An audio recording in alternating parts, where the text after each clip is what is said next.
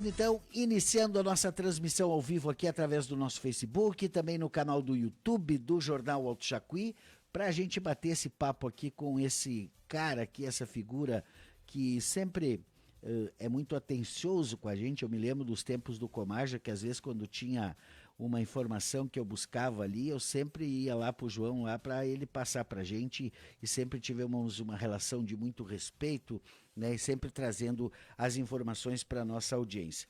Mas vamos acolher então esse convidado aqui. Ele está um pouquinho lesionado ali, andou dando uns boxes ali na mão dele ali, aí uma das mãos tá meio lesionada ali, mas a fala eu acho que tá tudo certo.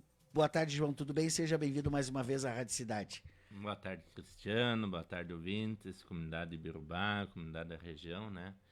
É um prazer todo meu, né? Fiquei muito feliz com o contato que o Andrei me fez, né? Quase que não conseguiria vir hoje, né? Estava numa viagem mais longa, né? Mas voltamos ontem de noite, né? Mandar um abraço, que com certeza está nos ouvindo também. Foi junto comigo ontem, já no domingo, né? Para cidade de Rio Grande, tivemos uns encontros lá, esposa Sandra, filha Ilana. Na verdade, a gente tá pelo mundo, né, Cristiano, né? Então tem uma em Ijuí, tem um que deve estar nos escutando lá em Canoas, estudando também, né? A outra tá em Santa Maria, né? Que essa eu não consegui contatar de manhã, né? Mas com certeza estão todos nos ouvindo, e essa comunidade é maravilhosa aqui de Birubá e da região, né? Que a gente por 25 anos aí a gente se dedicou, trabalhou muito, né? E sempre tentando ousar e, como é que eu vou dizer assim, sempre buscando alternativas, tanto para o setor público como o privado, né? Então, a gente começou lá, me lembro lá, saindo da faculdade, a gente conseguiu implantar desde aquela vez lá 30 anos atrás o Banco da Terra. Hoje tive felicidade de conversar com outra colega aqui, ela disse: "Nossa, João, o Banco da Terra foi para o país inteiro". Pois é, o primeiro projeto de financiamento de terras no Brasil quem fez fui eu, né? Lá no município de Salto do Jacuí, hoje município de Jacuizinho. Jacuizinho nem era município ainda naquela época, né? Então a gente conseguiu beneficiar aí mais de 1.000 famílias naquela época. E aliás, né, Cristiano, não beneficiar, resolver o problema das famílias, né? E eu acho que esse é o papel que a gente tem que fazer, né? Sempre ousar e tudo, né? E hoje, lógico, né, estamos numa nova atividade também na área da inovação, de alternativas, principalmente para o setor público, mas também para o setor privado, na questão de pavimentações, de bases para pavimentação, de manutenção de estradas, de pátios, enfim. É um desafio novo, é uma novidade aqui para nós, mas não novidade no país e nem no mundo, vamos dizer assim. Uma João, empresa.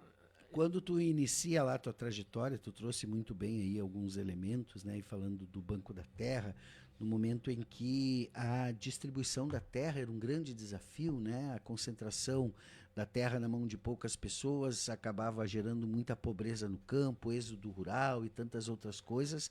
E aí as pessoas iam para a cidade e daí davam com os burros na água, literalmente, na cidade, porque não tinha emprego para todo mundo, não tinha infraestrutura e precisavam voltar para o campo.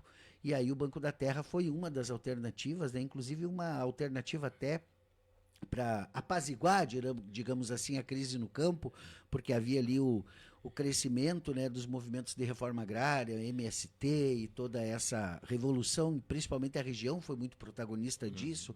A gente teve aqui a Santa Elmira, né, a gente teve vários espaços aqui em Passo Fundo, aqui a Fazenda Noni, e aí o Banco da Terra ali no Fernando Henrique, eu acho que foi, né? Isso, foi em 1900. Eu preciso contar essa história, talvez se a gente não consegue chegar no assunto, base forte, talvez a gente tenha que fazer outro dia, né? Mas eu preciso contar como é que começou isto. Maria do Carmo, de Santa Bárbara, apresentadora do Jornal do Jornal do Almoço. Almoço, era deputada estadual. Eu estava fazendo meu mestrado na URDS, em desenvolvimento rural. Um dia eu fui lá na Assembleia Legislativa, eu nunca tinha botado os pés lá dentro. E eu cheguei e disse: "Deputada, a senhora é de Santa Bárbara, lá da minha região, não conhecia ninguém, né, Cristiano? Eu fui a Porto Alegre, a primeira vez que eu fui, com uma sacolinha para morar em Porto Alegre, Sim. estudar lá na Casa Estudante, onde eu saía por um lado, atravessava João Pessoa para na escola, e o IEP, o Centro de Estudos e Pesquisas Econômicas, era do mesmo lado, encostado no prédio, né? Tu não saía nem para comprar um pastel, né? Primeiro, também não tinha dinheiro, né? Mas de medo, né? Então, veja bem, mas o João foi lá na Assembleia, né? E eu disse, deputada, eu acho injusto. Um assalariado, ele com um salário mínimo, ele vai numa agência e compra um carro novo. E ele vai gastar com esse carro, ele vai fazer isso, vai fazer aquilo, às vezes não faz seguro, tudo bem, faz parte da vida. Só o que eu não acho justo, um agricultor, pequeno agricultor, um filho de agricultor, não ter um dinheiro disponível para comprar um pedacinho de terra que nós não queremos ganhar essa terra, para fazer ele pagar, com condições para pagamento.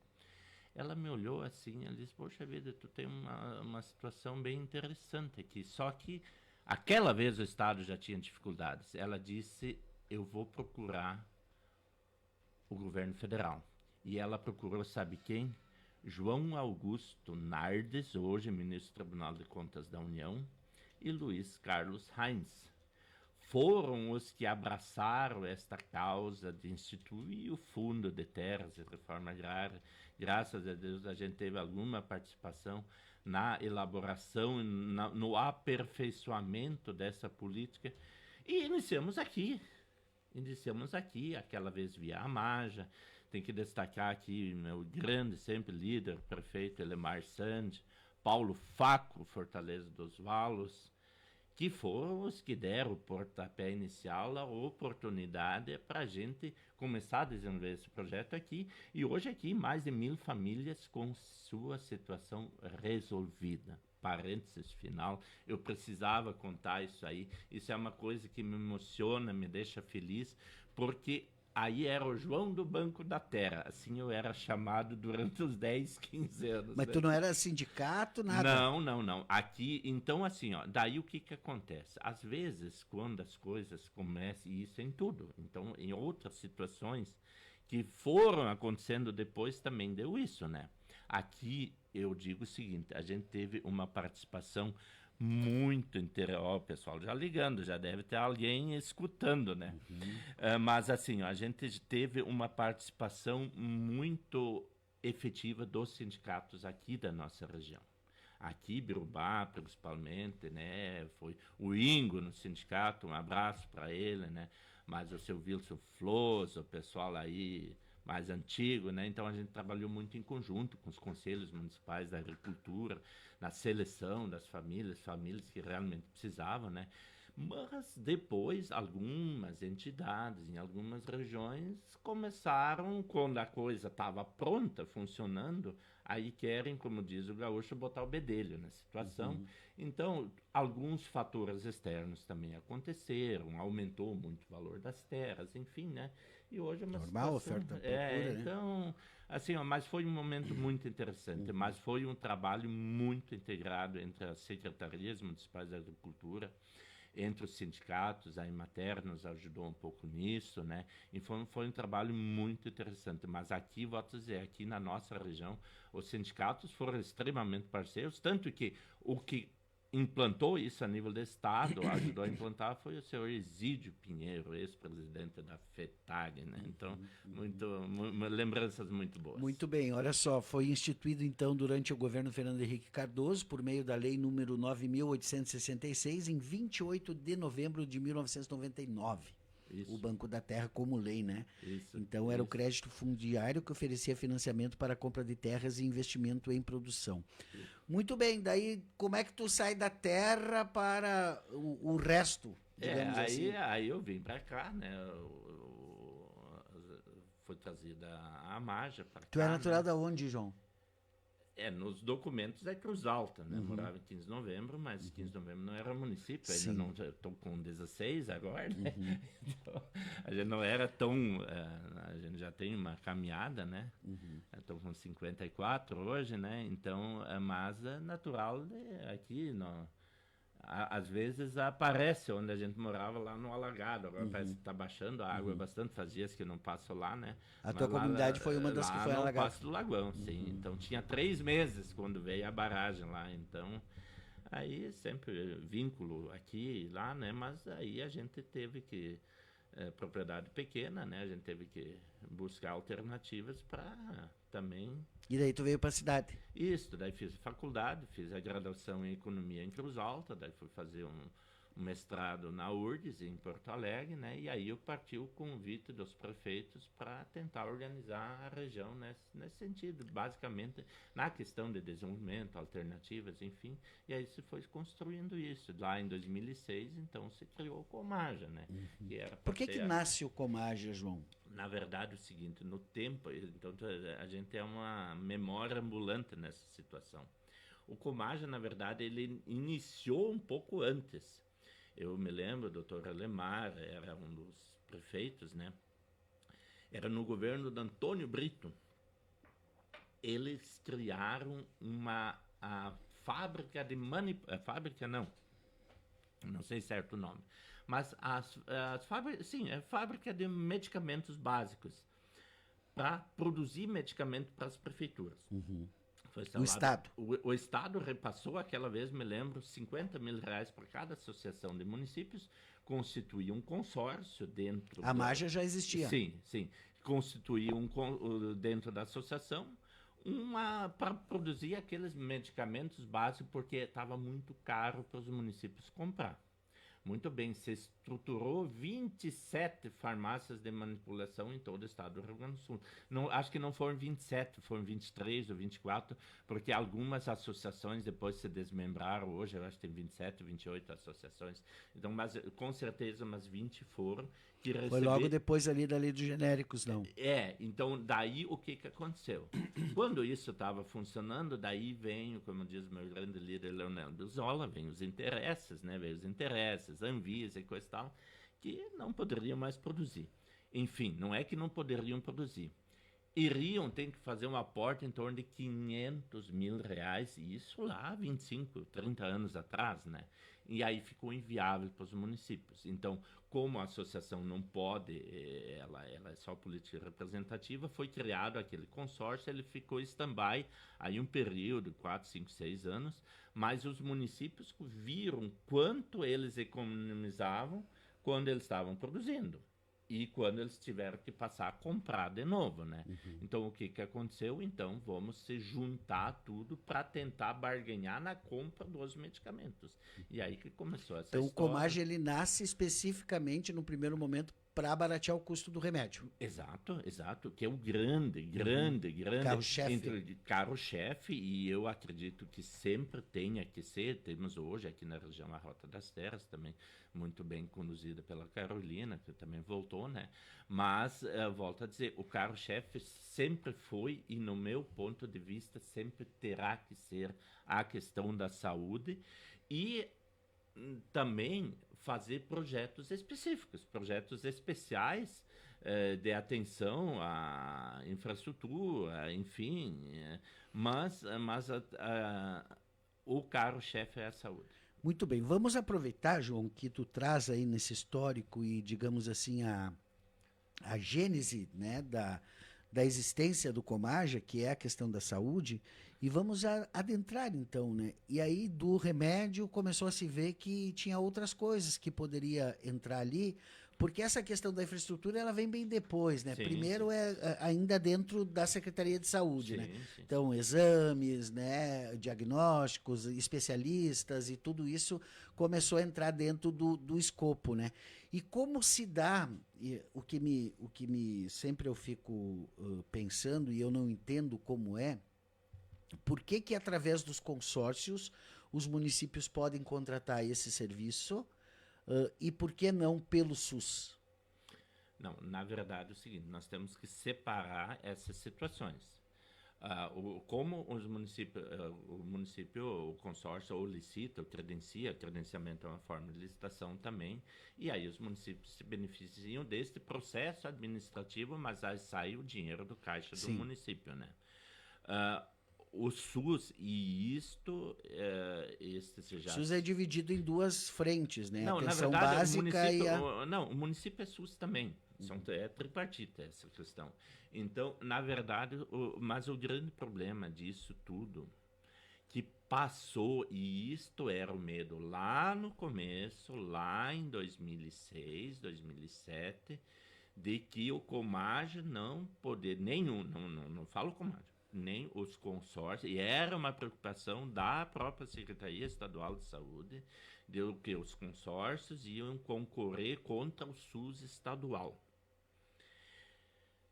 Então, ele deve servir, é uma ferramenta indispensável hoje na estrutura municipal, mas ela não pode ser, em hipótese nenhuma, a primeira.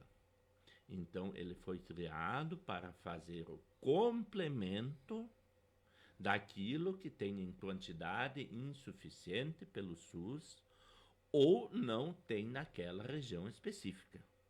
Nós nunca podemos utilizar, e isso não falo, eu estou bastante afastado agora do município de Biruba, então, às vezes venho passear aqui, fico um dia, 2 dias aqui, viajo bastante, mas isto se ouve em todos os municípios, de que, na verdade, lógico, a tabela SUS também ela é muito baixa mesmo, mas também volto a dizer, muitos hospitais, estruturas hospitalares, elas ganham, se elas não tivessem o SUS, elas também não estariam abertas, porque quanto investimento é colocado pelo SUS, que depois se utilize aqueles equipamentos para prestar serviço ou para a Comaja ou até particular.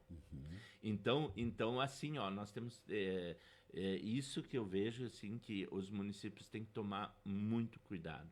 Primeiro, esgotar, não pode, porque hoje o que a gente vê, e eu estou mais em Ijuí hoje, eu vejo lá por Ijuí, o CISA de Ijuí, por exemplo, hoje, o pessoal prefere ser encaminhado pelo CISA do que pela uma Unimed. É mais rápido. O que é o CISA, para quem É não o sabe? consórcio, é o Comagem de Urbana. Então, assim, ó, é mais rápido, é mais ágil. Chega lá, tu já sai. Então, assim, ó, e isto, volto a dizer, isso passa a ser muito perigoso a partir no momento em que talvez não se tenha mais dinheiro agora para fazer o básico. Então, isto que é a mais grande questão. Mas, volto a dizer, eu acho que uma das coisas que alguns consórcios a nível do Estado já adotaram, não sei em que pé está isso aqui, mas eu vejo o seguinte, a grande necessidade urgente para fazer esse controle seria a ter disponível um médico auditor dentro, ou depende do porte do município, lógico, né, de como está sendo um médico auditor, ou dentro de uma própria Secretaria de Saúde, ou dentro do próprio consórcio para prestar esse serviço, porque município pequeno não vai viabilizar um médico auditor também. Porque como é que eu, como leigo, vamos colocar eu, João, como secretário de saúde, você vem uma requisição de um profissional, como é que eu vou dizer, olha, seu Cristiano, eu vou te dar a consulta, mas o exame tu não precisa fazer. Como é que eu, como leigo, vou fazer isso? Só que isso não pode se tornar rotina dentro de uma questão diária.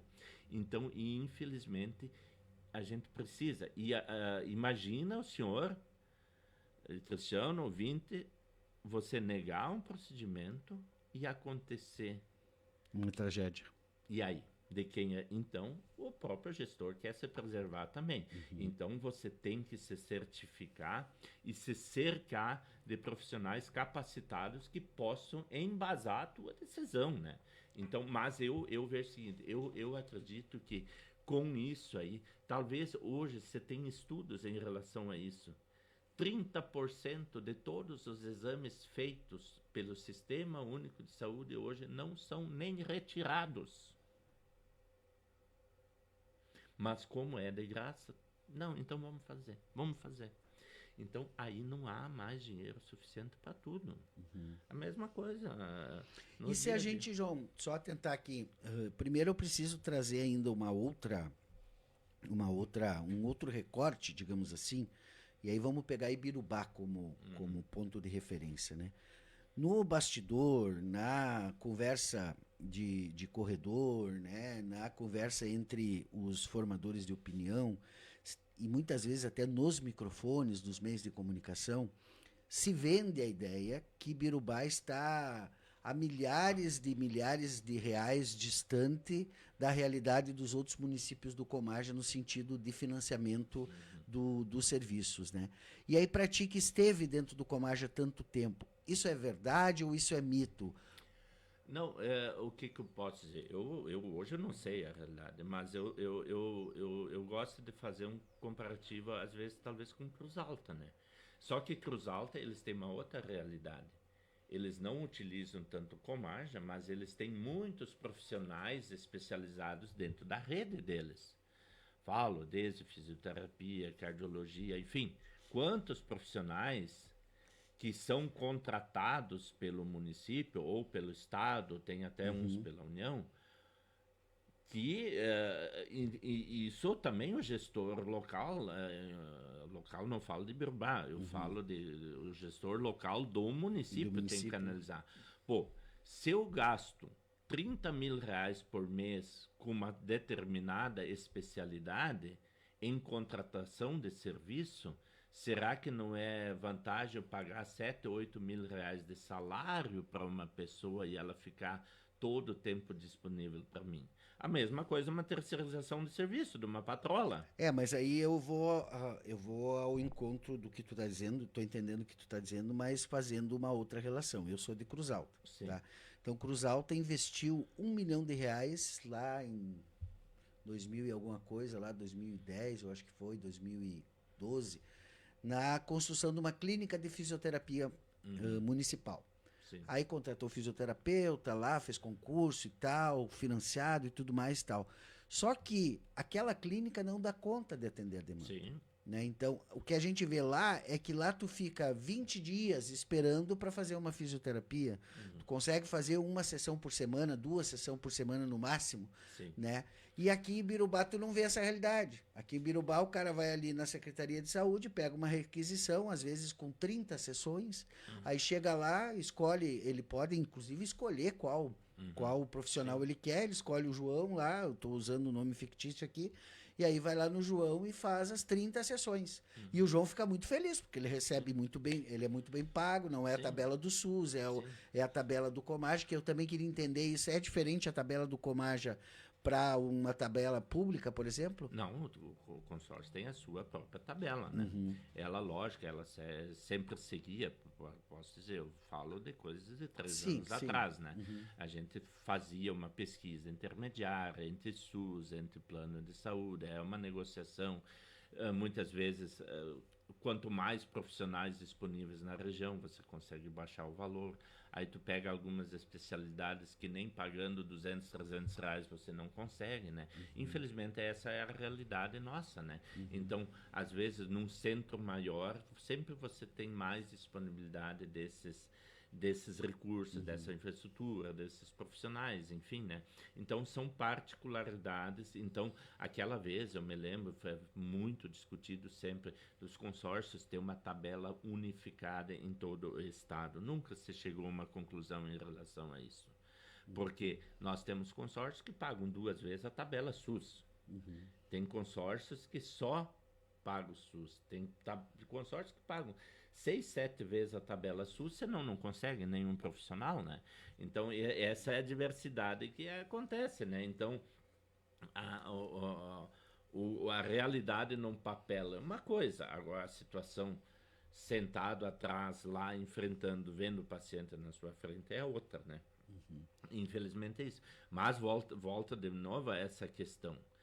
Eu acho que não adianta também, já que você falou fisioterapia, podia fazer psicologia, podia fazer em qualquer área, né? Então, não adianta também, se o paciente precisa 10 sessões, fazer 1 ou 2. Liberar para 10 pessoas 2 consultas, então 2 sessões. Então, é melhor você resolver o problema daquelas pessoas que mais precisam, mas terminar o procedimento para aquelas pessoas. Senão fica tudo, pois fiz, não deu Tudo meia certo, boca. aí não funciona, né? Então, talvez isso vai acontecer, por mais que todo mundo tem direito, vamos voltar para a mesma situação de novo. Hoje, o cara mais abastado do município de Biruba tem direito ao SUS. É legal, é moral, bom, aí já vamos para outra discussão. É como tu disse, né? Tem pessoas que preferem usar o Comaja, que é a via SUS, né? Sim. O Comaja do que o Unimed, Exato. do que um plano pago, né? Então acaba sendo no Comaja, acaba ampliando maior o usuário e aí fica mais difícil de o atender. município já passando de 20%, 25% orçamento na saúde, não há o que aguente. Não há É o que a gente tem visto aí, não há que é a o que grande aguente, reflexão. né? Então, E esse debate, João, só para nós finalizar essa parte da saúde, esse debate, como é que tu acha que a gente avança nele? Tem que ser através da Maja, tomar uma decisão em relação a isso, ter um limite ali para cada prefeitura. Não. O limite quem define é É o o gestor. orçamento do município, né? Mas lógico, eu não sei se já tem essas tratativas ou não, mas eu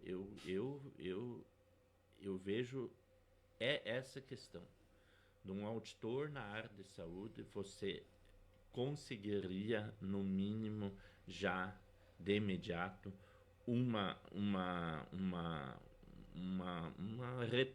restringir algo em torno de 20%, 30% nos encaminhamentos. Quero te colocar uma situação minha. Ó. Eu fiz um exame de auditivo pelo Comaja, né? Um exame mais aprofundado ali para ver.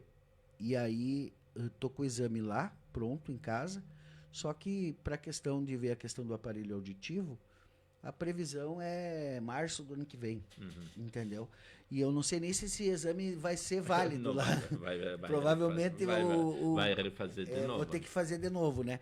Então também não tem essa conversa, né, entre os profissionais das diversas áreas aí para que tenha aí um processo e a gente não perca no meio do caminho aí a coisa e bote dinheiro fora, né? Exatamente. Porque essa que é a questão. Não, aí que eu te digo, né? Então, há muita situação. Isso que nós falamos agora é exemplo clássico da questão da fisioterapia. Ou então, quando você entra, você pega e faz e resolve aquele problema, não adianta ficar pela metade e não conseguir, de fato, atender na plenitude aquele paciente, aquele cidadão, enfim, em tudo, né? Começar alguma coisa, mesmo um processo na justiça. E até na metade do processo e abandonar a causa, né? Tá certo. Então isso não funciona, né? Então, mas a gente sempre tem que se preocupar nessa situação. Que nem eu disse, né? O SUS é um direito de todos. A pessoa mais abastada de qualquer cidade, presidente da República, todo mundo, né? Enfim, vamos pegar Elon Musk, teria aqui no Brasil não, Elon Musk não tem porque ele é americano. Não, né? mas lá aqui não tem SUS. mas aqui, se ele viesse aqui, ele iria ser atendido pelo SUS. Sim. Com certeza. Não é como um brasileiro quando vai para fora. Eu já fui para fora do país, onde você, sem seguro, você nem entra no país, né? Então, assim, ó. Mas daí vem essa questão. Agora, se nós for para esse lado, nem dobrando o orçamento de qualquer município do país, você pode botar tudo na saúde e não chega. 2 orçamentos. Muito bem, João. Um bom debate esse. Gostei muito da gente ter abordado isso, principalmente nesse momento que esse tema está muito em voga, né? A gente teve a saída da secretária de saúde aqui do município. Essa é novidade para mim. Esse é um dos elementos, né, que é trazido ao debate aí, essa questão do Comaja. Muito bem, do investimento no Comaja. Quando é que o Comaja sai ainda? Eu estou aproveitando todo esse teu conhecimento, todos os anos que ficou ali. Sem nenhum desrespeito, quero deixar bem claro aqui, a atual direção, a atual secretária executiva, nada disso. A gente só está fazendo um resgate histórico aqui para a gente contextualizar, né, a história do consórcio, a importância dele e também a contribuição do João nesse processo, né? João, daí a gente vem vindo tal... Em que momento o Comaja diz, espera aí, mas se eu posso comprar remédio, se eu posso contratar serviço de saúde, se eu posso... Mas eu também posso fazer uma licitação para comprar os pneus para patrola lá. Também, de repente, posso comprar aqui outros insumos que eu preciso aqui para a prefeitura de uma forma organizada, até a folha de ofício, sei lá, o material expediente, não sei se isso está, mas estou aqui divagando, né? E tal, até nós chegar na infraestrutura lá, vamos indo por parte, né? Aí, quando é que o Comagem descobre, opa, peraí, vamos começar agora a jogar, tá valendo a pena para Sim. nós. Eu só não sei as datas Sim, certas, sim, né? mas Mas assim, ó, a gente depois disso, né? A gente avançou, fomos o primeiro, além do convênio com o SUS, que o consórcio tinha, né? E isso, preciso citar de e tudo isso tem novo. uma burocracia, né, Sim, João? aquele momento, né? Eu acho que foi um momento muito feliz para a região, né? Nós tivemos o Dr. Alemar como secretário adjunto na saúde, né? Nós conseguimos conveniar com o SUS para receber, aquela vez, dava em torno de 100 mil ultimamente por mês, que o SUS auxiliava, porque, na verdade, a grande maioria que o Comaja faz é média e alta complexidade, porque a básica tu já faz Sim, lá no no teu... município. Que é de responsabilidade do Estado e da União, né? Então, um percentual pequeno o Estado repassava, né? Então, nós tivemos aquele convênio e daí nós fomos o primeiro consórcio a conveniar com o Estado numa outra estrutura que foi os planos de saneamento. Os planos de saneamento, então captamos um valor aquela vez, eu sei que estava eu, o Everton, negociamos essa questão com o Estado, então foi feitos os planos de saneamento de forma integrada e que muito contribuíram na organização. Talvez podia ter avançado um pouco mais na questão da organização do meio ambiente, enfim, sim. Eu acho, particularmente, e aí vou dizer o seguinte, uma questão que eu acho que os municípios deveriam ter ficado um pouco mais unidos foi quando da concessão, da renovação dos seus contratos com a Corsan. Aí, então, mas vem ainda, mas eu preciso concluir esse raciocínio com a Corsan, que iniciou lá com a discussão dos planos de saneamento. Eu acho que nesse momento o consórcio nós fizemos 1 ano e meio de estudos, fizemos 2 PMIs, que é um processo de manifestação de interesse, uma empresa altamente renovada no país, que foi a Infraway, que foi o estudo final mais completo apresentado, onde se chegou a valores muito, mas muito maiores em relação à outorga da venda da Corsan. Lá tinha a discussão do patrimônio, de rescindir o contrato, enfim. Mas eu acho que ali deveria ter avançado um pouco mais na questão. Hoje está se vendo algumas dificuldades e não é só aqui. Na verdade, talvez faltou um pouco mais de pressão da própria federação. A FAMURS podia ter se envolvido um pouco mais e batido o pé. Preciso fazer um registro aqui ao Dr. Vladimir Kelly, que foi incisivo, né? Mas a gente foi voto vencido, né? Aí acabou assinando, era amigo do governador, e aí foi indo, foi indo, foi indo.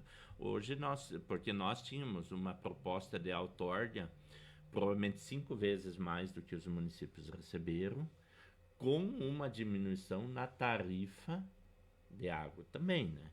Mas, enfim, foi uma decisão tomada, mas eu acho que ali houve uma perda muito significativa para a região. E foi a única região que conseguiu fazer essa PMI, que foi o resultado dos planos municipais. Nós tínhamos praticamente todos os dados prontos, trabalhados, e isso é muito importante. E depois você me cobra essa questão de ter dados na questão da infraestrutura, que eu quero fazer mais uma menção a uma pessoa, né? Mas em relação a isso, né? Eu acho que aí depois, voltando de novo mais ao passado, fizemos o vídeo monitoramento, que foi naquela época uma ferramenta que resultou em um benefício terrível. Terrível no bom sentido, né? Por favor. Terrível né? para os bandidos. Então, na verdade, a gente perdeu em 3 anos 40% do efetivo da Brigada Militar, dados reais. Em 4, 5 anos, a região perdeu 40% do efetivo e reduzimos em 60% o índice de criminalidade. Aí volto a destacar que a gente teve aqui na cidade duas pessoas fantásticas, duas mulheres fantásticas, que foi a doutora Diná Rosa Rold, nossa delegada regional de polícia, trabalhava aqui em Birubá, e a promotora de justiça Marisaura Rabifior. Foram duas pessoas assim que abraçaram essa causa, nos uniram de informações, então eu preciso fazer esse registro. Essas duas pessoas que eu admiro demais, assim, me lembro hoje ainda, o dia da assinatura aí na Câmara de Vereadores, correu lágrimas naquele dia lá, quando eu fiz uma homenagem especial a Diná. Eu disse, nossa, pequena, grande delegada de polícia, né? Então, olha, se um dia puder a Diná ouvir isso através aqui da emissora da rádio aí, é uma pessoa assim que eu reconheço muito pelo trabalho dela, a seriedade que ela sempre atuou e ainda continua atuando. Às vezes a gente encontra ela, né? Então são momentos muito bons, Cristiano, que ficam na memória da gente e um trabalho realizado que deu certo, né? Depois, aí, eu volto a destacar as coisas maiores, né? Daí nós fizemos o projeto da iluminação pública, né? Também as luminárias LED. Podia lançar uma enquete aqui. Sabe quantos meses nós trabalhamos no projeto? Na questão do trabalho, da licitação. A Karina nos ajudou muito, estava o Everton lá junto também, o Homero. Então são situações assim. Nós levamos 27 meses para fazer a licitação. E aí volto a dizer o seguinte, a gente já viajou um pouco também. Qual é a situação hoje? O que depois a gente já pode quase começar a entrar nas obras, né? Por que hoje, no Japão, meu filho esteve no Canadá acho que faz um ano e pouco, né? Ele disse, pai, tu não acredita? Aqui eles começaram uma rua ontem e tá pronta. Pois é, disse filho, lá no Canadá, Japão, enfim, esses países mais desenvolvidos, o que eles fazem, Cristiano? Eles têm uma obra para fazer, no geral ela leva 5 anos. Eles passam 4 anos planejando e 1 ano executando. Aqui no Brasil é diferente. Você passa no máximo 1 ano planejando e 4 anos executando. Daí vem aditivo, vem ajuste, vai fazer ali, né? É por isso que as coisas não funcionam como deveriam funcionar. Porque a tecnologia que está lá, você traz ela para cá, né? Então, mas assim, ó, em volta a dizer assim, essa questão da iluminação pública, sem nenhum município tirar nem 1 centavo livre do bolso, ainda sobrando dinheiro. Então, o que a gente fez? A gente estudou. Eu sei que um dia quase fomos às vias de fato, dentro do Tribunal de Contas lá. Estava o Pitt lá, o atual presidente do Comaja, uma pessoa, e aí eu volto a dizer, né, só uma questão ainda do Comaja. Eu acho que o Comaja foi extremamente feliz na escolha do Pitt como presidente, para poder manter a unidade do grupo e também da própria questão da Márcia, como uma pessoa que conhece muito a história, nos acompanhou no processo das rodovias e coisa, uma pessoa que abraçou essa causa. Porque, além de tudo, você precisa conhecer um pouco essa história desse trabalho. E ninguém mais do que eu e a Márcia sabemos quanto foi se trabalhado em cima disso, né? Mas, volto a dizer, aquele dia lá na licitação da iluminação pública lá eu sei que era 2019, eu acho que era o dia mais frio do mês de julho que nós estávamos na reunião lá no Tribunal de Contas, quase fomos às vias de fato com a relatora lá. É um dia frio, eu suava de raiva. Eu sei que a gente saiu para fora ali, eu disse, a primeira coisa, eu peguei a chave do meu carro, eu estava com o meu carro, entreguei pro Everton e disse, Everton, tu dirige, porque eu não consigo mais nem caminhar, de tão nervoso que eu estava. Eu só fui num barzinho lá naquele dia frio, tomei uma cerveja, de tanto que eu estava tremendo de angústia, de raiva, me lambuzei tudo com a cerveja, daí depois começou a gelar o corpo, né? Então são histórias assim, mas volto a dizer, né? Então a gente licitou aquilo ali, que com a economia os municípios pagaram o investimento e ainda sobrou dinheiro. Nunca se precisou tirar um centavo do bolso, né? Então são essas coisas assim que a gente conseguiu trabalhar de forma coletiva, né? Muito bem, os desafios da gestão, né? É. E, João, vamos lá então. Estamos indo aqui por etapas, né? E ainda queremos entrar aí no pós-Comage aí. Mas precisamos reservar um tempo para as nossas rodovias, né? Porque a 451, a 510 e a 506 são patrimônios, né, de um sonho coletivo, né? Um sonho coletivo acalentado há décadas, né? Eu sou jovem, tenho 48 anos, né? Eu me lembro que 3 governadores vieram aqui na 506 aqui prometer, né, que iam terminar antes do final do governo.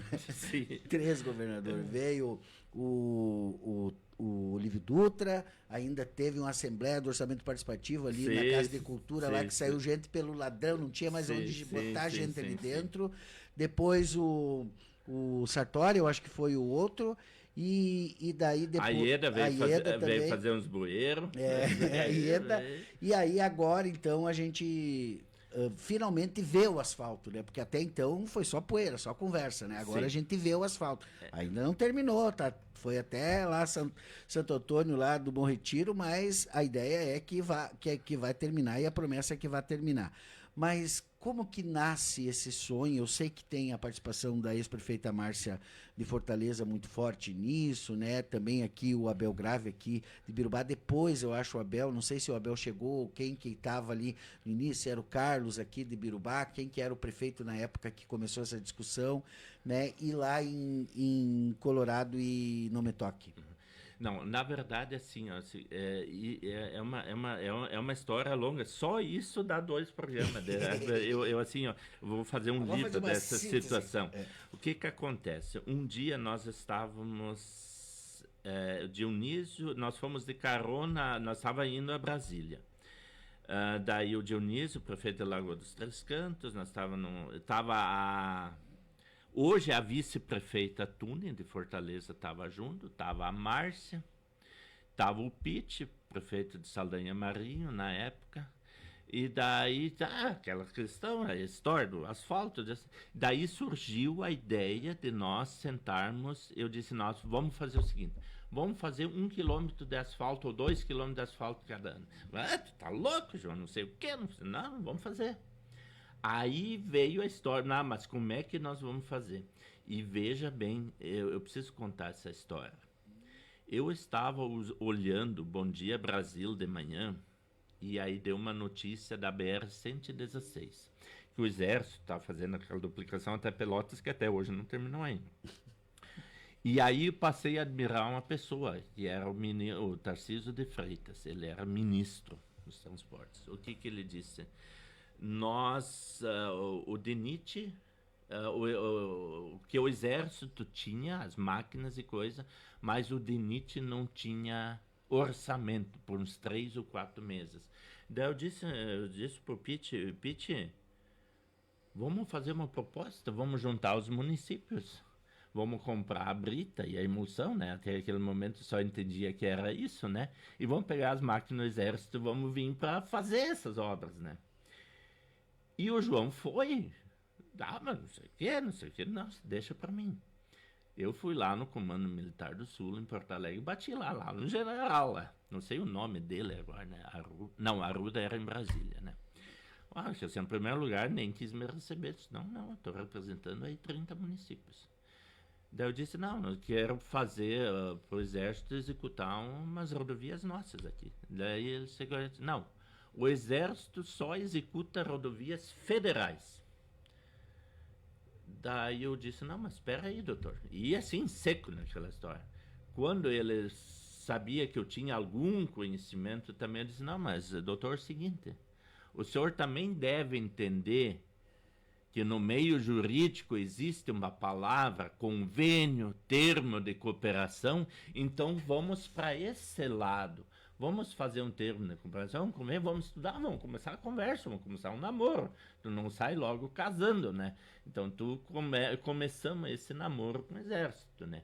E aí, na viagem que nós fomos a Brasília, com o pessoal que eu falei também, aí nós procuramos 2 parlamentares. Senão nós vamos. Aí a gente já tinha uma ideia, alguma coisa de como podia fazer, né? Isso depois de meio ano discutindo, né? Ah, vamos comprar uma usina de asfalto.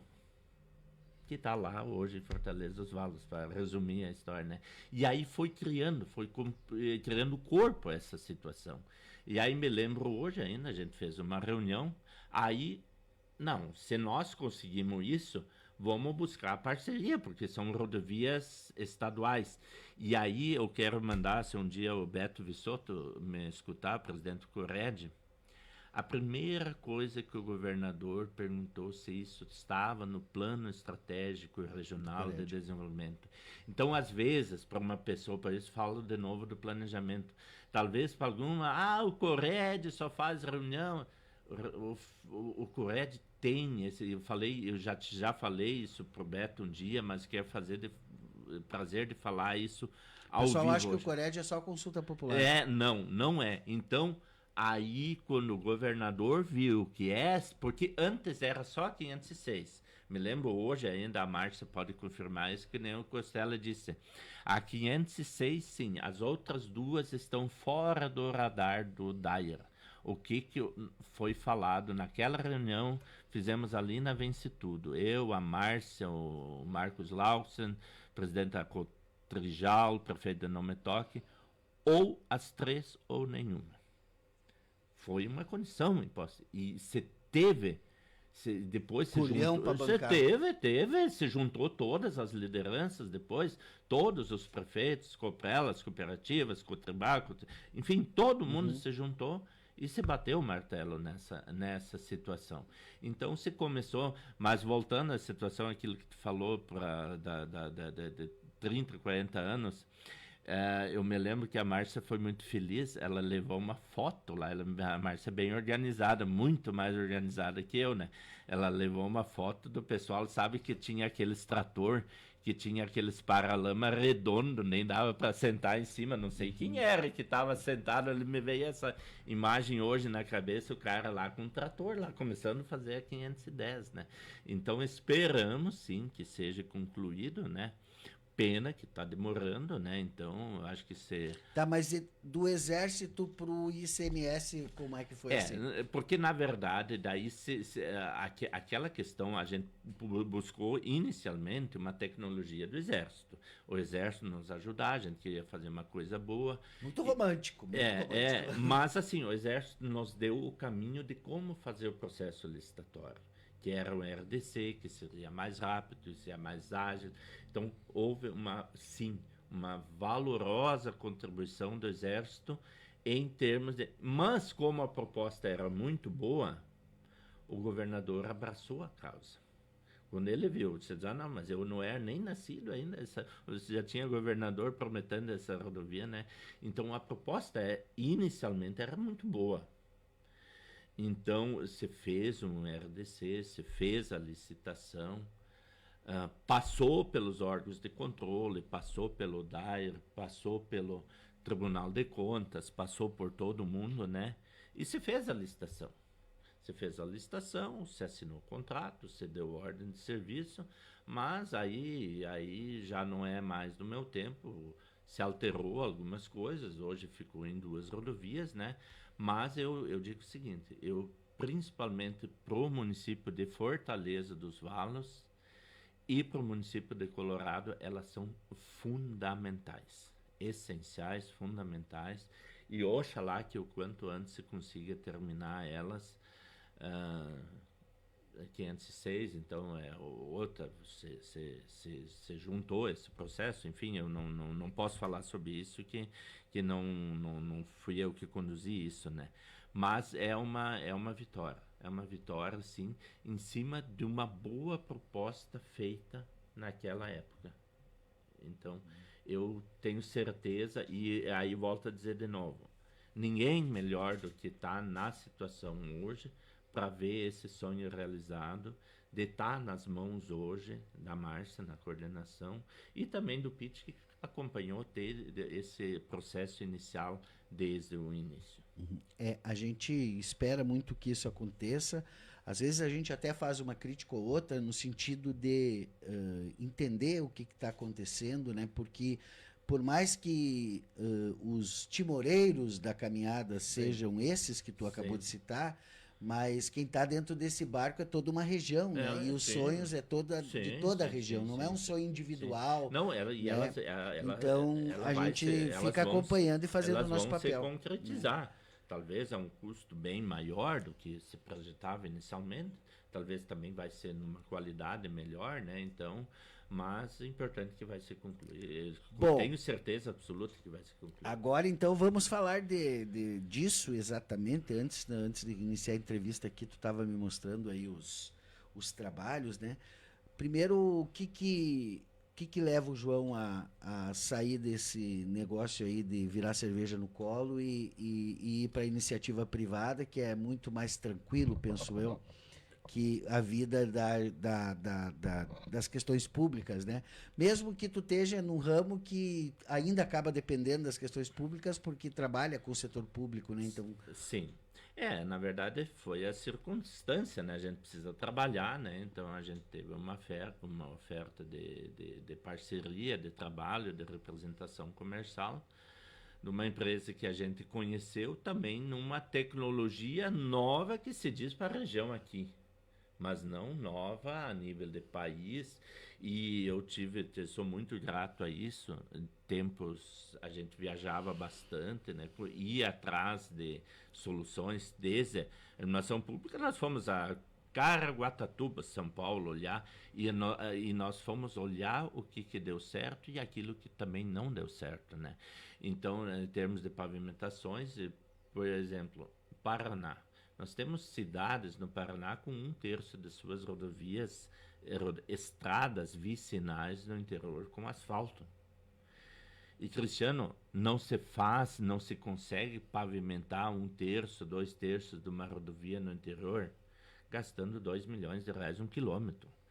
Não tem dinheiro para isso. Então, você tem que fazer tanto que se diz base forte e pavimentação econômica. Então, esta tecnologia que eu represento hoje aqui para o estado do Rio Grande do Sul é um produto desenvolvido pelo exército americano para fazer desembarque em guerra. Nas piores situações possíveis, onde você precisava agilidade na execução de um serviço, economia e rapidez, principalmente. Então, o que nós fizemos hoje é um produto altamente concentrado, que a gente importa da Califórnia, nos Estados Unidos, onde você, com 1 litro de produto, você faz 150 metros quadrados, você incorpora isso ao solo e fica pronta a base para receber pavimento em cima. Ou deixe sem pavimento. Também dá. Hoje, uma estrada no interior... Mas seria uma alternativa, por exemplo, ao calçamento? Sim. No meio urbano? Sim, lógico. Ao paralelepípedo? Você consegue reduzir em 70% a poeira e o barro. Milagres não, né? Mas justamente qual é o nosso problema do calçamento hoje? Em 2, 3 anos está tudo cheio de buraco. Por quê? Porque não tem nada que sustente embaixo. E o problema do asfalto é a mesma coisa, né? Então isso a gente consegue corrigir, botar um calçamento em cima ou botar um asfalto. Mas para as estradas do interior, principalmente. Então nós temos muitos municípios que têm dificuldade até no cascalho, o custo de transporte está se terminando, a questão de licenciamento ambiental. E como é que ele se firma, João? Ele é compactado, ele é incorporado ao solo, diluído em água, compactado, e 3 dias depois você pode botar pavimento em cima, daqui a 1 ano, daqui a 2 anos. No Metóquio, por exemplo, nós temos um trecho feito lá, já faz 3 anos, que provavelmente no final do ano o prefeito vai botar um asfalto por cima. Então você reduz a manutenção praticamente a zero daquela estrada e resolve o problema, né? Então isso, e em relação ao método tradicional, se você for querer fazer um pavimento, Hoje nós trabalhamos, eu falo aqui, produto, engenharia e serviço. Em média dá em torno de R$ 25 o metro 10 quadrado. litros desse negócio, tu tá me dizendo que 10 litros desse negócio daria para fazer 1 quilômetro? Não, 1.500 metros quadrados. 1.500 metros quadrados, depende da largura. Então você pegar o exemplo, para no Metoque eu vendi um trecho lá de 5 quilômetros, todo o produto eu trouxe dentro de uma caminhoneta de Curitiba. Então é um produto altamente concentrado, né? Então com 40 litros praticamente você faz 1 quilômetro. 40 litros. 40 litros, né? Então ele é altamente concentrado, né? Então fácil a aplicação, ecologicamente correta, biodegradável, enfim, atende todas as especificações e é o custo principalmente. Tá, e por que isso não virou moda aí ainda? Nós temos hoje várias situações aqui, que eu volto a dizer, quem está fazendo o método tradicional, ele também não quer perder o seu filão, né?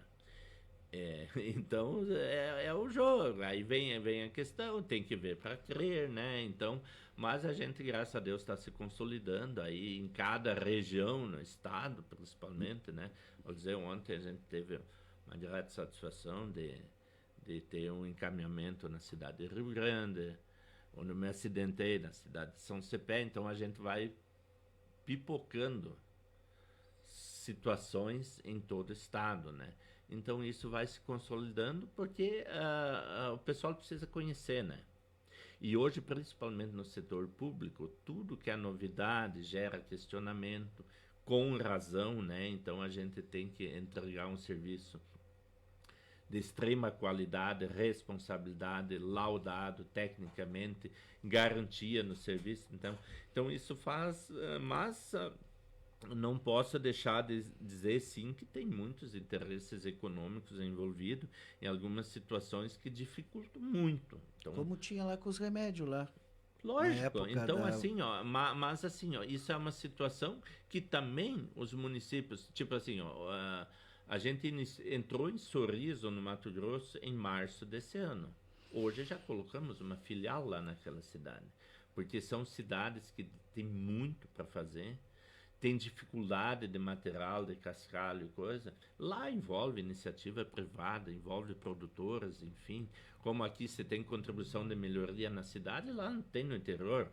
Produtor aí tem uma fazenda de 1.000, 2.000 hectares de terra, lá você vai ter uma estrada em boas condições na frente da fazenda dele, ele pega lá, faz um cheque de 30, 50, 100 mil reais e contribui com o município lá. Lá tem estradas administradas pelos próprios produtores. E o custo disso, João? O custo, aí que vem a grande questão. Hoje nós conseguimos trabalhar, a base é uma situação, nós conseguimos, que nem eu disse, né?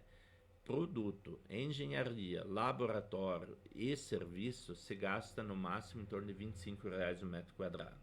Num método tradicional você gasta 100. A partir disto feito, a capa por cima, o tipo de pavimento é tudo a mesma coisa, né? Mas, volto a dizer, a gente está conversando com vários... E dentro do método tradicional hoje, o custo da preparação aí... Em torno de R$1 milhão o quilômetro. 1 milhão o quilômetro. E assim a gente consegue fazer por 200 mil. Muito bem, só para ter uma ideia. Então esse é o valor, e aí você escolhe o tipo de pavimento que você vai colocar, né? A gente tem feito alguns pré-levantamentos de alguns municípios. Hoje também, para uma estrada no interior, você não precisa botar aquele asfalto quente, você vê o que, né? Mas um tratamento duplo, que é o que tinha aqui de Ibirubá até Fortaleza dos Valos, não foi Sebuquê o primeiro asfalto que foi botado, foi botado TSD, que aí você consegue trabalhar com uma faixa de até R$500 mil, 1 quilômetro de pavimento, 470, 500, 520, né? Lógico, né, Cristiano, eu não estou falando em obras que envolvem drenagem, terraplanagem, eu estou falando em cima de uma estrada consolidada, onde você simplesmente faz o nivelamento, você faz a incorporação e faz a compactação e depois coloca o pavimento em cima. Não estou falando em fazer pontes, bueiros, então aí envolve todo um projeto de engenharia, né? Mas não é essa a nossa realidade hoje, né? Aí nós vamos fazer um prefeito num mandato, se fizer 2 quilômetros, ele larga foguete para cima, né? E aí tu não vai, tu tem 1.000 quilômetros de estrada para atender, vai fazer 2 quilômetros. Então acho que nós temos que pensar numa solução mais viável. Eu preciso aqui mandar um abraço aqui pro Érico Pimentel Nogueira, né? Pai do nosso grande presidente da Câmara, né? Que lá, muitos e muitos anos, ele foi olhar lá em Santa Catarina, Pinhalzinho, inclusive faz umas 3 semanas atrás, a gente foi visitar lá em Nometoc, mostrei para ele, é um entusiasta disso, foi uma das bandeiras quando ele esteve na Câmara de Vereadores também, e a gente, oxalá, vai conseguir colocar aqui em Birubá também, com destaque em um trecho razoável também. Esperamos lograr êxito numa negociação aqui no município também. Espero que ainda este ano, né, para poder viabilizar isso também. Eu acho que o município ele precisa começar. Isso é muito caro. É uma estrada que, mesmo não botando pavimentação, 5 anos você esquece. Outra coisa, questão no meio ambiente. Hoje o que acontece? O próprio produtor, se chove, ele quer cascalho. Se está seco, ele reclama do cascalho com razão, porque solta tudo. Então você trabalha com o mínimo de material só para fazer um agulhamento e você não tem mais barro praticamente e você reduz 70%, 80% a poeira também. Então, o que é o problema hoje no interior? Então, talvez muitas estradas, o produtor nem queira a pavimentação asfáltica em cima. Lógico, fica mais bonito e tudo, né? Porque senão, você em Cascalha vem uma chuvarada, aquilo lava e leva tudo, está tudo nos rios. Então, nossos rios tudo assoreados hoje, né? E ninguém, estamos aí agora gastando milhões e o que e milhões. Acontece com ele depois com a chuva? Ele firma. Quanto mais peso em cima e mais trânsito em cima, ele fica melhor. Ele compacta, ele vira uma laje. Ele junta as partículas do solo. Não abre buraco? Não. Então, o que pode, de vez em quando, alguma falhazinha, mas assim, são situações mínimas. E um outro assunto importante, para nossa região, João, só para entender aqui, porque eu tenho certeza que a nossa audiência está, mas espera aí, eu quero saber mais desse negócio. Para nossa região aqui, para uma realidade que nós temos aqui, o transporte de grãos como grande fluxo, né, das estradas do interior, principalmente, né? Ele é viável para essas estradas? É o indicado, porque quanto mais peso em cima depois, ele cada vez vai compactando mais, porque ele não afunda mais. Ele estabiliza e impermeabiliza, né? Mas, voltando a essa situação, é importante destacar isso também. Se um dia você for fazer um pavimento em cima, e esse pavimento abrir ou dar o buraco, ele só vai dar aqueles 3, 4 centímetros no pavimento. Porque o que acontece só do asfalto, porque embaixo está firme. O que acontece hoje nas nossas rodovias? Vira aqueles panelão grande, porque ali embaixo é material solto, ele fica bonitinho lá. Mas é macadame, é brita, pedrisco e tudo, mas não tem a liga. É a mesma coisa você querer fazer um concreto, um contrapiso, só com areia e brita. Esquecer de botar o asfalto, o cimento. É a mesma coisa. Então, ele se consolida, ele forma, é tipo uma petrificação que se chama, de uma árvore, Tá, mas me diz uma coisa, esse não seria uma boa alternativa esse produto, por exemplo, para fazer tapa-buraco? Não, o tapa-buraco, porque você você precisa trabalhar o solo e compactar ele, né? Rolo, pé de carneiro, coisa tal, em cima de estradas já pavimentadas, não. O que pode acontecer? Uma estrada extremamente prejudicada, que você tem que fazer a reciclagem dele, e isto Santa Catarina, esses dias fizeram uma rodovia de 30 e poucos quilômetros, você pode utilizar, usaram esse aditivo, fizeram toda a reciclagem da rodovia e adicionaram esse produto naquele produto reciclado justamente para fazer isso. Agora você pode ver aqueles 27, 26 ou 30 quilômetros, não sei certo quanto foi feito lá. Essa é uma rodovia que vai durar muitos e muitos anos, né? Então é isso. produtores, assim, ó, a gente, lógico que nem disse, né, nós representamos toda a América Latina, né, mas, por exemplo, a gente tem um confinamento em Luiz Eduardo Magalhães para 42 mil bois. Então, o que que acontece? O boi, ou ele fica atolado até a barriga no barro, né? Então ali a gente trata e o boi fica só com aquela lamazinha bem fininha. O que que se teve de experimento em 6 meses? Em 6 meses o investimento lá se pagou naquele confinamento. Por quê? A própria questão da bem-estar da saúde do animal, a JBS paga R$ 1 a mais por quilo de boi.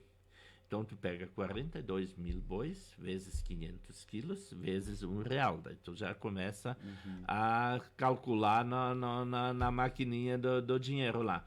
E outra coisa, em 6 meses, esses animais que estavam naquele piquete tratado, eles não tiveram tanto esforço físico. Eles tiveram um ganho de peso em média de 15 quilos por animal. Então, este empreendimento, em 6 meses, ele se pagou. É uma coisa, lógico que são outros números lá, mas é uma coisa que nós podemos fazer aqui para o nosso produtor de leite. Aquele pequeno produtor de leite só precisa um espaço um pouquinho maior para poder manobrar uma patrola, um trator com grado, um rolo, né? Mas em si, áreas com 1.000 metros quadrados, você já consegue trabalhar muito bem. E é porque eu sou do interior, né? Eu vejo o que minha irmã, meu cunhado sofrem lá com vacas atolado até ubre, né? Então é a solução para esses casos, né? E é uma solução que vai custar barato, né? Então E para aquela propriedade, João, por exemplo, assim, daquele produtor que tem uma armazenagem dentro da propriedade lá e que tem lá, sei lá, os seus 500 metros, 800 sim, metros de estrada para dentro da propriedade, né? tá dentro, inclusive a gente faz isso, inclusive pátios para empresas, a Bung, por exemplo. A Bung é cliente da Base Forte, então nós temos pátios feitos sem pavimentação em cima há 10 anos. Então, só você precisa saber o que você vai fazer depois. Isso é importante para uma estrada no interior também. Porque o que acontece? Se aquela estrada, vamos pegar o exemplo aqui, a estrada para o Pinheirinho, em homenagem ao nosso amigo Érico. A estrada do Pinheirinho, se não tiver, eu conheço ela. Aquela estrada hoje, você aplicando o produto, você não precisa botar nada. Agora, se fosse uma estrada somente de estrada de chão, que não tivesse nada de cascalho, e você não tem ideia de fazer o pavimento em cima, antes dele secar, você deveria fazer um agulhamento, passar um pedrisco por cima, porque senão isso fica liso que nem um sabão quando chove. Então, às vezes, você quer fazer um bem-te-vi e salta um urubu do outro lado, né? Então, essas questões você precisa ter de novo a palavra, planejamento. O que você vai fazer?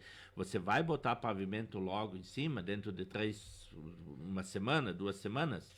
Se não tiver nenhuma pedrinha de brita, melhor. Senão, você tem que fazer esse acabamento. É o que foi feito num pátio ali, que eu tenho até fotos aqui, posso ter disponibilidade depois.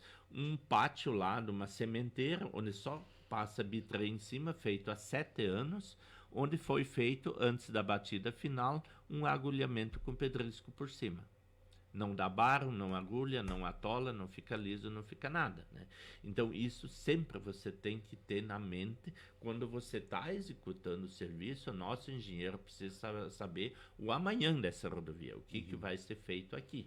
E qual é a composição química desse? Não, aí, se eu soubesse isso, aí eu... não, na verdade, o que se diz que é um produto feito à base de enzimas naturais, enfim, mas é um produto que, na verdade, hoje existem 20 produtos no mercado similares a esse.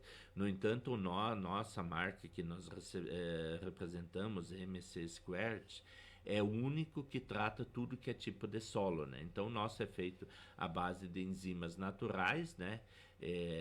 E aí vem toda a questão do know-how e o segredo. E tem o selinho do Inmetro? São tudo certificados, toda a questão da ambiental. Temos hoje reconhecido, temos o selo verde, selo ecológico, né? Então, tudo isso, própria autorização para a questão do meio ambiente também, ele é considerado um produto 100% ecológico, né? Então, tanto quando você for aplicar ele na propriedade, você pode usar o caminhão-pipa, que a prefeitura às vezes pode usar para fazer abastecimento de água, não tem problema nenhum de usar, porque ele é 100% ecológico, então não tem problema nenhum, né? Mas lógico, a fórmula não sei, né? Mas é interessante, então só tem ainda pistas de pouso, por exemplo. A gente agora, o exército... Nessas pistas de campinho aí que isso, são hoje. o exército, por exemplo. O exército, lá nos Índios Yanomamis, lá na selva amazônica, usou nosso produto para fazer 2 pistas de pouso. O que eles fizeram lá? Não tem uma pedra para matar um passarinho sequer. Como é que você vai fazer uma pista de pouso? O custo, você puxar rachão, você puxar brita, você puxar... Enfim, não tem nem calculadora que cabe tamanhos números isso. O que se foi feito? Você levou numa barcaça lá, a patrola, o rolo, o trator e a grade, e o produto, 80 litros, foi numa gabina da patrola. Estava resolvido o problema. Em uma semana o exército executou, né? Então o exército brasileiro, nosso parceiro, já temos rodovias federais. O estado do Paraná está certificando o produto dentro do DR do Paraná, que é o nosso DAIR aqui no estado, né? Homologando esse produto, inclusive para os municípios, para poder fazer dispensa de licitação lá. Então, realmente é o produto hoje que mais... Não vou dizer que não tenha outros, tem outros produtos, sim, aqui na nossa região, outros produtos também podem ser... Na verdade, nosso solo aqui é o melhor solo para fazer esse tipo de trabalho. Mas nosso também trata solos. Só não pode ser 100% areia ou 100% pedra. O resto você tem que ter no mínimo 20% de material fino, o resto deixa para nós que nós resolvemos. Muito bem. E João, como é que faz para como é que vamos agora fazer como é que chama aí no merchandising? No poder público aí, como é que chama o projeto técnico, né? O que precisa? Por exemplo, eu quero fazer lá na minha propriedade. O que vai acontecer? Eu faço o contato lá com a empresa. Sim. E aí vai vir um grupo ali, tem que fazer um projeto, tem engenheiro envolvido. Na verdade, nós temos a nossa engenharia, nós temos engenheiro, nós temos laboratório próprio, depende da quantidade a gente subcontrata, né, esse trecho, porque hoje também você deslocar um engenheiro de Curitiba, né, fica um pouco caro, né? Então a gente tem parceiros aqui também no estado, já temos laboratoristas, temos engenheiro, né, que nos auxiliam nisso, né? Se o município quiser, nós não dependemos de projeto. É a mesma coisa que você vai comprar. Às vezes o município tem que compra 10 cargas de brita para botar numa estrada no interior. Ele compra um balde desse produto e bota na estrada no interior. Lógico, né? Se depois você vai botar a capa de asfalto em cima, aí você faz um projetinho para licitar a capa. Mas o nosso é o tal chamado no setor público produto de prateleira. Você tem que licitar o produto, que hoje um balde de produto, 19 litros, custa em torno de R$45 mil. Eu sempre digo o seguinte: quanto custa o litro? Eu vou dizer, né? A gente não pode dizer quanto custa o litro, a gente tem que dizer quanto este litro ele produz de resultado, né? Mas o litro custa R$2.500, né? Então, mas esse litro ele faz 150 metros quadrados, né? Que no método tradicional você ia gastar R$10 mil para fazer, no mínimo, né? Então, depende da quantidade, né? Aí o município tem que ver as suas normas de licitação, né? Através de pregão, a gente participa em licitações, enfim, a gente tem... aí depende... A iniciativa privada quiser, entra em contato, a gente tem estoque, a gente dá orientação técnica. Se o município quiser, a gente fornece o engenheiro também, a empresa privada também, né? Cooperativas, serralistas, produtores, enfim, quem quiser, a gente está à disposição. Quantidade mínima de execução, 2.850 metros, que são 19 litros, que esse produto vem lacrado. A gente importa ele vem lacrado dos Estados Unidos, né? Então a gente nem abre, né? Então isso é importante destacar também. Então, menos que 2.850 metros a gente não consegue. Não é que não consegue executar, né? Mas fica assim, ó, tu vai abrir um lacre, então a gente tem que demonstrar toda essa segurança. Mas dá para o pessoal fazer consórcio também ali, né? O consórcio pode licitar, enfim, né? Não, eu digo das propriedades. Os produtores, sim. De teoria, 4, 5 propriedades. Tem 3 produtores que tem 700, 800 metros, compram um balde e vamos lá, fizemos 3 vizinhos, né? Porque às vezes fica bastante para um produtor fazer 2.800, porque ele vai fazer só aquele cercado ao redor do estábulo, né? Onde os animais ficam, né? Não tem problema nenhum, né? Nessa situação, sim, você junta 2, 3 produtores e se executa com maior prazer, com a maior... e lógico, né? Quanto menor o trecho, porque aí eu tenho que calcular também, aí vem a questão do cálculo, né? Do acompanhamento técnico, da engenharia. Porque eu também não posso disponibilizar, pedir para o engenheiro vir de Curitiba para fazer 100 metros quadrados. Eu não tiro nem o custo. Então, isso é uma questão que a gente tem que conversar comercialmente como funciona. Né? É isso, é assim que funciona. João, agradecer imensamente. A gente deu uma viajada do tempo aí, viemos desde o tempo do Banco da Terra aí, né? Até passamos pelo Comaja, né? Pelos desafios do Comaja, e agora aí essa nova etapa da tua vida. E um jovem ainda veio falar que já sou antigo, um jovem senhor aí, né? Já com muita estrada. Sucesso para ti, João. Tu sabe que aqui tu tem... A casa aqui é tua também. Sempre que tiver alguma novidade, alguma coisa, traga para nós. E logo, logo aí vocês vão ter aí também mais informações aí na nossa programação aí, né? Desse trabalho aí que o João está fazendo aqui na nossa região. Então, agradecer muito a tua presença e a palavra final é tua. Bah, Cristiano, sem palavras, né? Eu acho que é um momento muito importante. Às vezes a gente tem uma história de dedicação aqui para a região. A gente sempre gostei do que eu fiz, né? E muito grato a todas as pessoas que torcem pela gente, né? Então, e você, por mais ser uma pessoa que eu conheci, acho que faz uns 5 anos, né? Mas um grande profissional que você deixar o abraço ao Andrei também, né? E principalmente a comunidade aqui de Birubá, que sempre confiou no trabalho da gente, né? E pode ter certeza, tudo aquilo que foi falado aqui, agora em relação a essa nova etapa na empresa que a gente está, a gente vai fazer do melhor possível. Podem confiar, é uma situação hoje que a gente vê a necessidade dos municípios ir para esse lado, principalmente os municípios. Não há mais dinheiro suficiente para estar todo dia.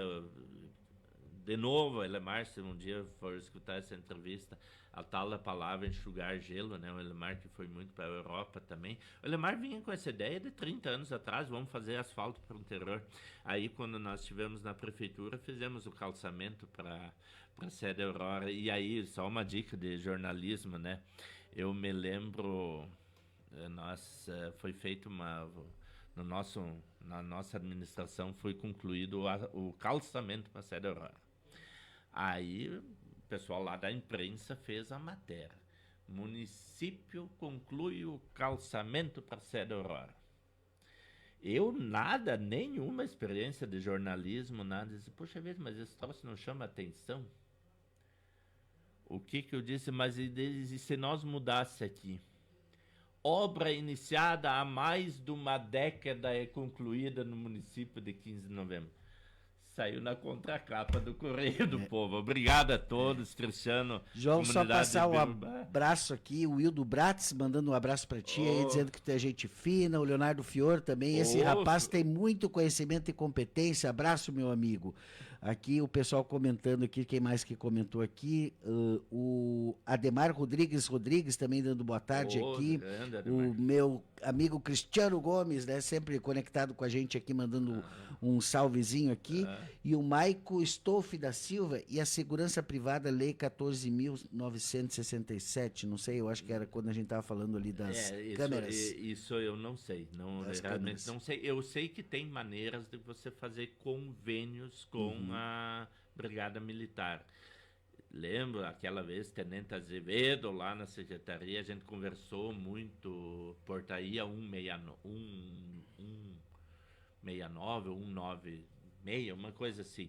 Mas aí realmente não. Eu sei que tem, de alguma maneira, tem como resolver isso, mas peço desculpa ao amigo, né, que eu não sei como, né? Mas a segurança privada, hoje ela faz parte, ela é indispensável, fundamental, só tem que achar um meio legal dela se integrar ao poder público. Mas essa que é a questão que a gente precisa dividir, João. Eu sou o contrário a isso, viu? Eu acho que segurança pública é segurança pública, segurança privada é segurança privada. Do portão para dentro, cada um bota a segurança que quiser e tudo certo. Do portão para fora é responsabilidade do Estado, né? Porque eu acho que é essa a questão que a gente precisa preservar, né? Já estamos perdendo muito aí pro privado, já perdemos saneamento, já perdemos a energia, já perdemos a telecomunicação. Pelo menos quem puxa o gatilho, vamos deixar sob responsabilidade do Estado, né? Porque senão daqui a pouco... tá indo. Vai indo, né? Então, tomar o cuidado em alguns momentos também. Muito obrigado, João Schemer, né? Esse cara